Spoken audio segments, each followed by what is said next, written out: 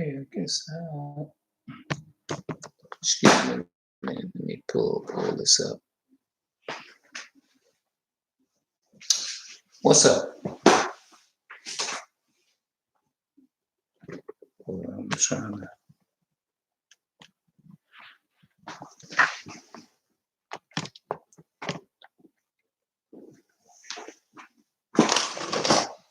Okay, let me try it like that.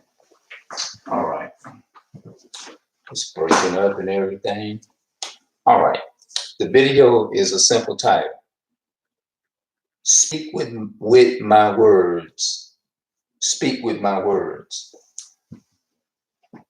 People say that it's going to take a big movement is to go around and speak and try to change the our people. Like I was talking about how our people don't want to change. You know, they're so used to being under. They're so used to being under the government, the so-called white man control. They're used to that until they a lot of people don't want to be delivered. They just, some people just don't want to be delivered. They don't want to be delivered. They want to remain confused. Some people are just content with the way that they are. And they say the only way things going to change is going to have to be a big movement. Well, guess what? It's already a big movement because you have a lot of our Israelite brothers be out there. Now, with the little knowledge that I do have, when I see people that I go into my own neighborhood, I see people that if I feel like I can talk to them, now some people I'm kind of in a valid decision because some people you walk across, some people don't want to just talk at all. Like, you know how you walking and you walking in a neighborhood and, you know, when it comes talking to people, maybe they don't know, or maybe sometimes they can know you and still ain't gonna want to hold no long conversation with you at all. Some of them you can't, some people you can't out, you know, our people are so destroyed, you can't even speak to them. They be ready to fight you for speaking to them. You know, you can't do anything. And that's how destroyed the the ways of religion and Christianity in America, the ways of America that destroyed us. We are very destroyed people. You can look around, just walk right out your door. Ezekiel 3:1. And the verse I want to read to is verse 17. It says, it's about giving people warning. It's about telling them about whether they will hear or whether they will forbear, whether they will listen, whether they won't listen. In other words, if they hard-headed, whether they listen or whether if they hard-headed, you still just tell them. Still just give my commands. You go out there and you give my commands and tell them. You know what I'm saying? Because our people have been in serving captivity. We over here in captivity over here in America. America is Babylon. It's Babylon. And so we are confused. We are in the land of confusion right now. Over here in America, we are in the land of confusion. And we're following the culture and customs of European customs. And we have been so monopolized. Am I saying it right? Monopolizing something until we are so used to having somebody over us until the words of this Bible, which is the history book, doesn't matter. It doesn't matter. We would rather worship and serve the very ones who shooting us down. We are so content and so at ease, and we're so comfortable. We done gotten comfortable. It's like putting a bird in a cage. You putting a bird in a cage, and you leave that bird in there for about 50 years. Parrot or whatever, talking parrot. You leave them in there for about 50 years. You open the cage and you let him, try to let him out, let him go free. And you say, you free, you free, you free. This is where you're supposed to be, out in the free world. No matter what you can, the little thing on the bird cage, and you can let him out or try to let him out. Have you noticed that they won't even go out? Because they're so used to being locked up and confined. We're so used to somebody else telling us what to do. It's like, y'all get what I'm saying? And it's like, when you tell them, like if the white man turn around and do a little inch of something, a little taste of something good, the first thing we say, oh, baby, all white people is not bad, baby. Yeah, look how, be nice to them. Just be nice. Be nice to them. Don't worry about all of it. You got to just be nice, baby. You can't just, you know what I'm saying? Just be nice. Know how to carry yourself. And all that sweet talking that we try to humble enemy, to the enemy, it never works. 20 years from now, you'll still be where you at, saying the same thing. And one of your children then got shot down or murdered in the streets. And the only thing we're going to pull up is Christianity and say, oh, the Lord forgive them. Baby, you got to learn how to forgive. Well, guess what? Our ancestors have been saying that same thing for decades. And here it is, 2019 now. The 26th, 2019. And to this very day, where is our own property at? When you leave the so-called America, you got to have a passport. You can't just leave here. So what that tells you, that means we're still in our captivity. Before I read this script, just hold on a minute. All right.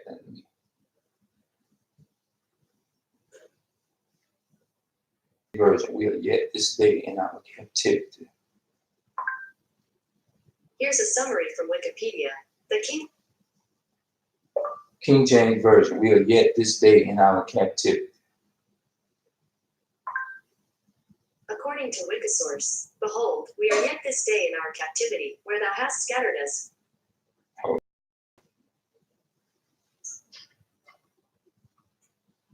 KJV.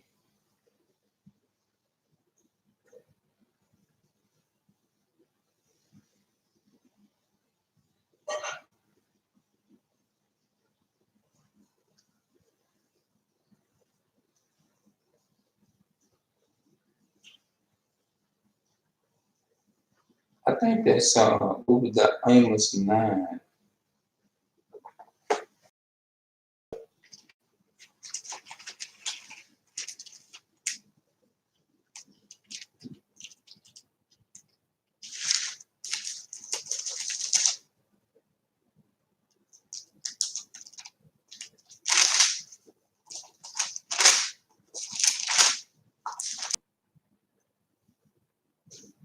Behold, we are yet this day in our captivity. Where hast thou scattered us for a reproach and a curse, and be subject to payments according to all the iniquities of our fathers, which departed from the Lord our God. Hear, Israel, the commandments of life. Give ear to understand and wisdom. I think that's an let's see here. For behold, that's Joel chapter 3:1. For behold, in those days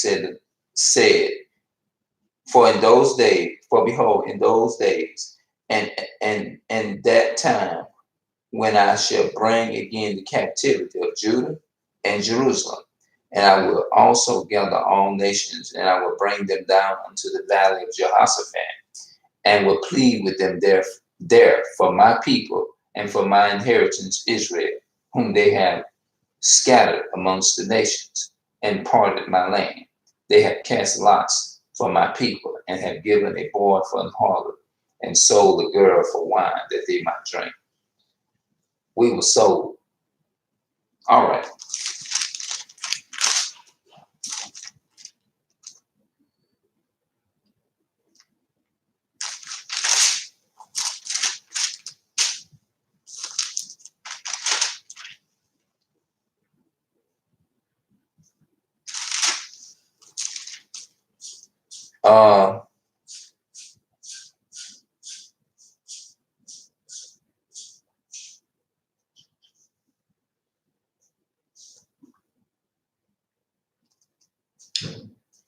It says, let me read Amos chapter 4 and verse 12. Therefore thus said, I will do unto thee, O Israel, and because I will do this unto thee, prepare to meet thy God, O Israel. He's talking about the Israelites. He's not talking about the other nation.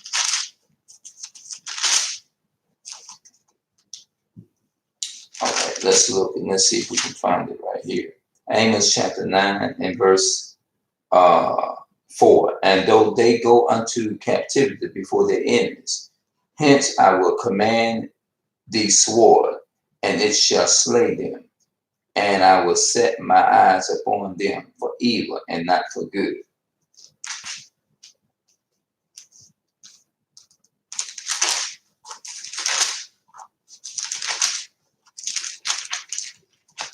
Yeah, man.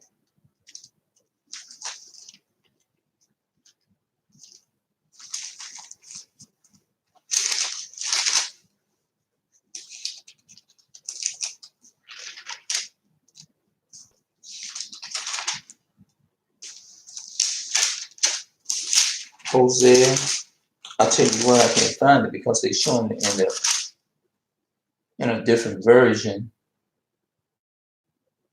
Psalms, Obadiah. Hold on, y'all.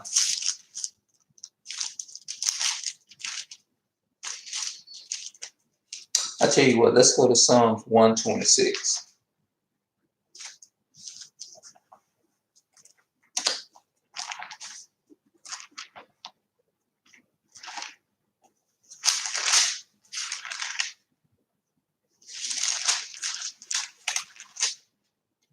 Psalms 126. 1. I think it's Psalms 126, 1.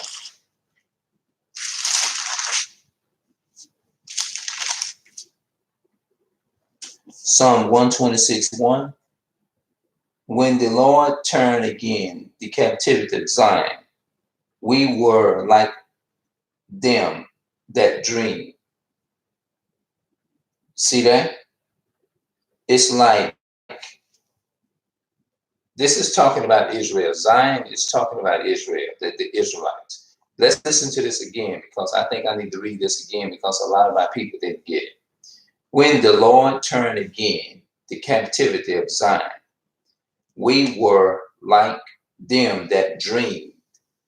You know how you go to bed at night and you be in a docile state of mind for so long. Remember I was talking about this when I first turned the video on. We are so used to being under somebody until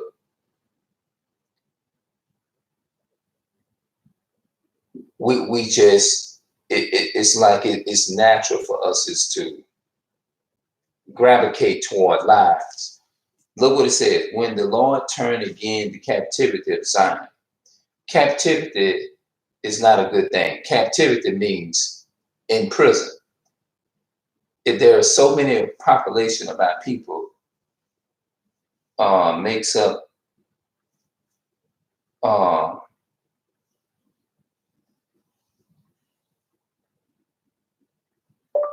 what nation of people fill up the jailhouse and prison systems the most? According to Prison Policy Initiative, Many city and county jails rent space to other agencies, including state prison systems, the U.S. Marshal Service, and Immigration and Customs Enforcement. What country has the most people in prison? I think that's one. Half of the world's prison populations of about 9 million is held in the US, China, or Russia.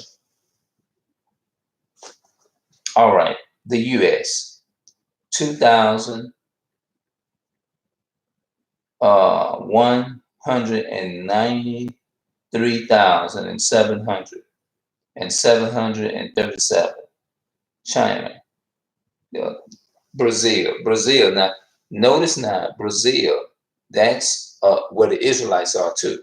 So Brazil is 371,014. China, 1,548,000. The higher populations is 2,000. See, those numbers are us. Russia, 874,161.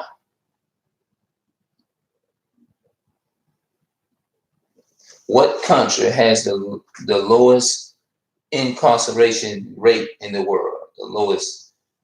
According to the World's Prison Brief, the Central African Republic has the world's lowest prison rate of any country, with prisoners representing just 16 out of every 10,000 of the population. See, over in Africa and all the Muslim nations, they don't experience that like in the US. In the US, it has who owns prisons in the United States. Who owns the prison? We all know that.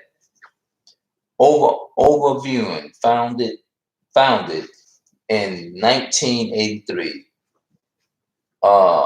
Correction Cooperation of America, CCA owners are operating jails and prisons on contract with federal, state, and local government.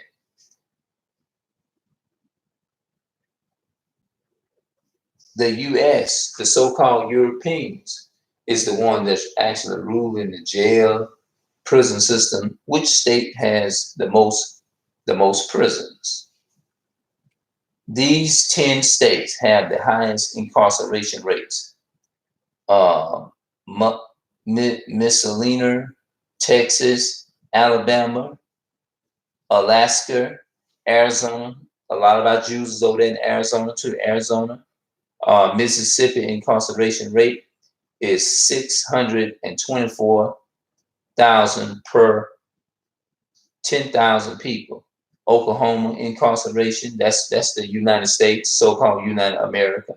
Oklahoma incarceration rate 606,073 per and 10,000 people.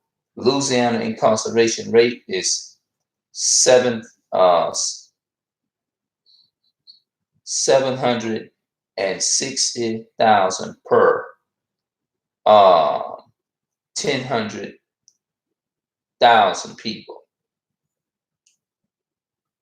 Louisiana, Oklahoma, Mississippi, Arizona, Alaska, Alabama, and Texas, and Mussolina, if I'm saying that the last one right.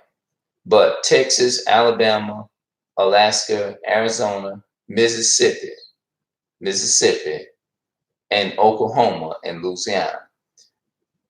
That's all in the so-called United States. In Arizona, and Brazil, That's why the real Jews, they a lot of the see, this is the white man. These are the countries everywhere in every parts of the world. The so-called white man went there and he changed it.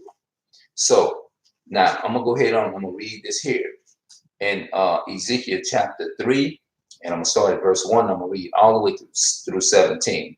Moreover, he said unto me, Son of man, eat that thou findest, eat this roll, and go speak unto the house of Israel. See that? Go speak to the house of Israel. See, God says go. And this is a movement. God is saying go on this mission. He's sending Ezekiel on a mission. So I opened my mouth, and he caused me to eat that roll. What was the roll? The Bible, the words of God. Okay, let's go to Nehemiah. Hold on, wait a minute. Let me see if I can get a context for that right away.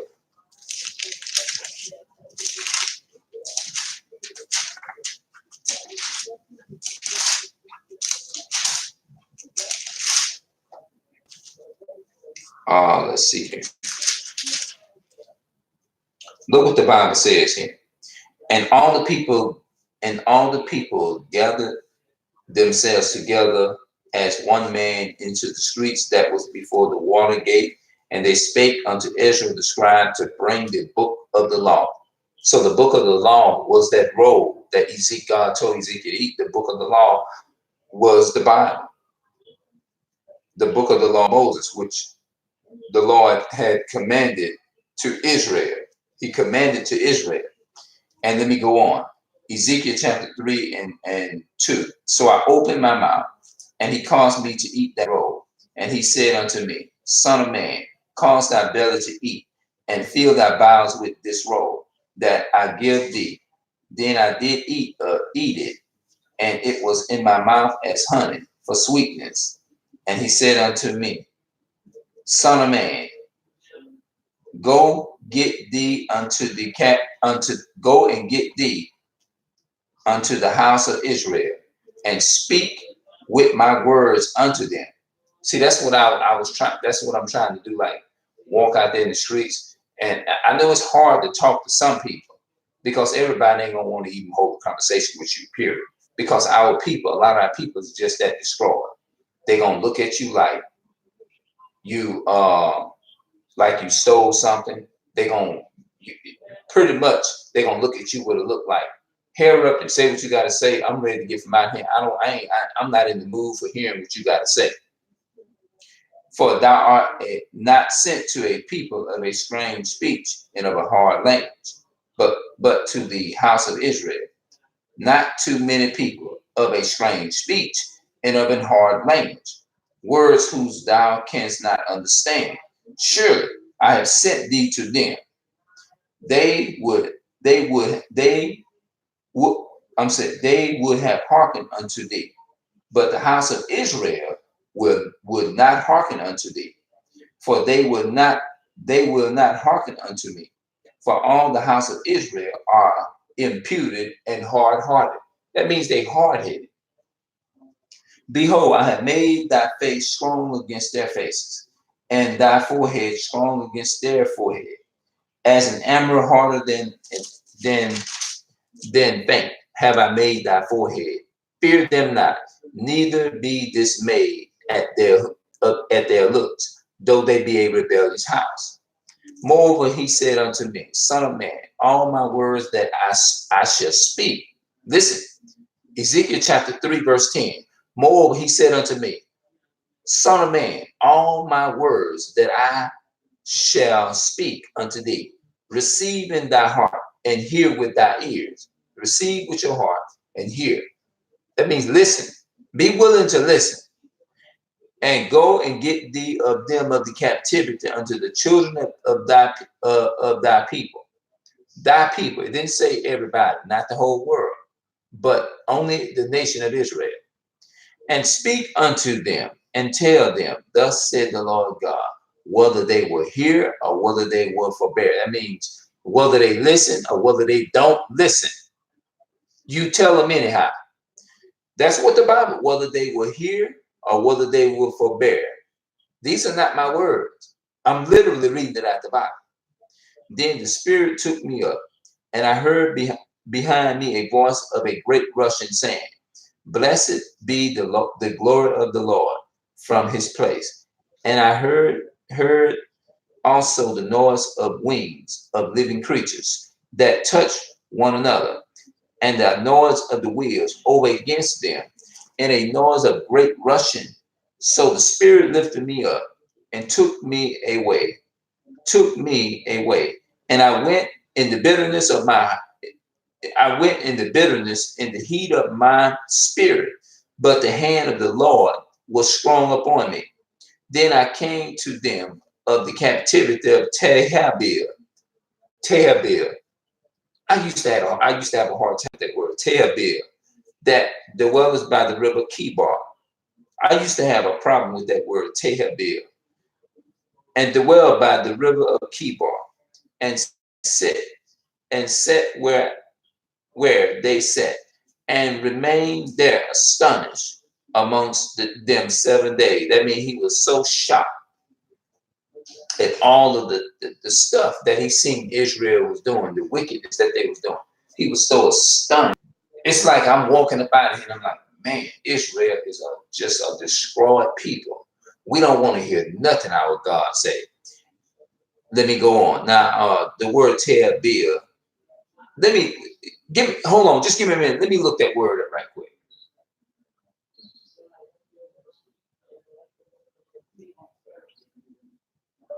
What is the meaning of Telabab?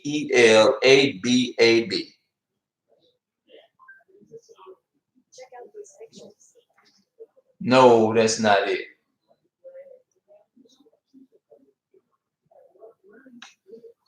No, man. That's not. I ain't worried about it. I'll come back and look it up later. Telabab.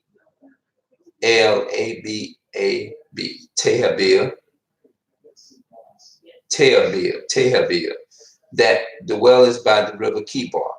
And I sat where they sat, and remained there astonished amongst them 7 days.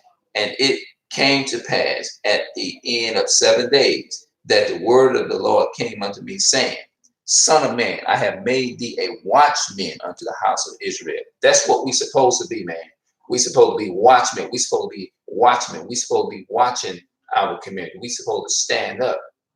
We supposed to be concerned about our people's souls. We supposed to love them and be concerned. But some of our people is so destroyed. It's like you gotta, that you got to be tough with some people. You know what I mean? Because there's a time where the Spirit moves upon you, and see what they think. They think that when they think of Christian of the Bible, they think because you have lifted the Bible, they think you're supposed to be a pushover. But there are times, God said it's a time to hate, it's a time to love, it's a time for war sometimes. Sometimes when people coming at you, you got to literally stand up. If the so-called enemy coming at you, you got to do what you got to do sometimes. You can't sit there and be no coward, because Paul, Daniel, none of those people, they wasn't cowards. You see what I'm saying? So we ain't got no business being like that. So this is the last part I'm reading. Son of man, I have made thee a watchman unto the house of Israel. Therefore, hear the words at my mouth, and give them warning for me. Verse 18. When I say unto the wicked, thou shalt surely die. Now I want y'all to listen to this here. When I say unto the wicked, thou shalt surely die, and thou givest them not warning, nor speak to warn the wicked from his wicked way to save his life, the same wicked man shall die in his iniquity, but his blood will I require at thy hand. That means you're going to be responsible for that blood. So even if they get mad with you, even if they hate you and don't want to be around you no more, the most important thing is you trying to please the Most High God, and you trying to telling them the truth. So it's going to either they're going to have to come down to the truth.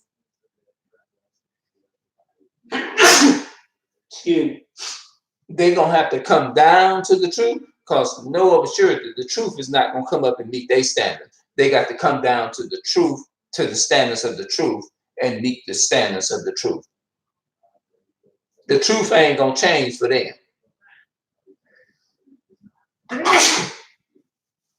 Yeah, the truth is not going to change them.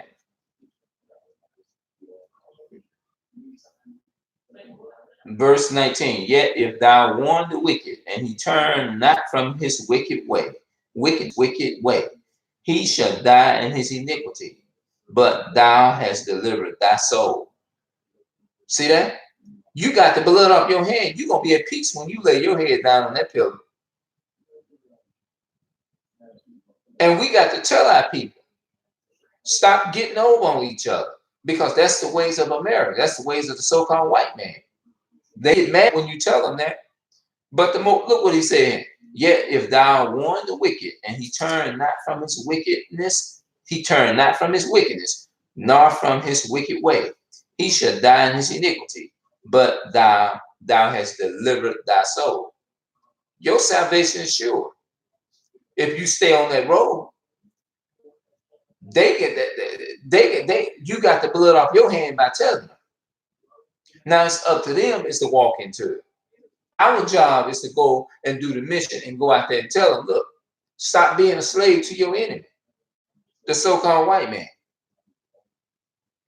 Verse 20, again, when a righteous man does turn from his righteousness and commit iniquity and lay a stumbling block before him, he shall die, because thou hast not given him warning. He shall die in his sin, and his righteousness which he has done shall not be remembered, but his blood will I require at thy hand. Nevertheless, if thou warn the righteous man that the righteous sin not, and does not sin, he shall surely live, because he is warned. Also thou hast delivered thy soul. You done saved it. You delivering your soul. You saving your soul. You safe. You're at peace. Your soul is safe in the Most High. You have the assurance of salvation. So understand that, y'all. I'm gonna come back and I'm gonna read the rest later. It's 33 minutes or something.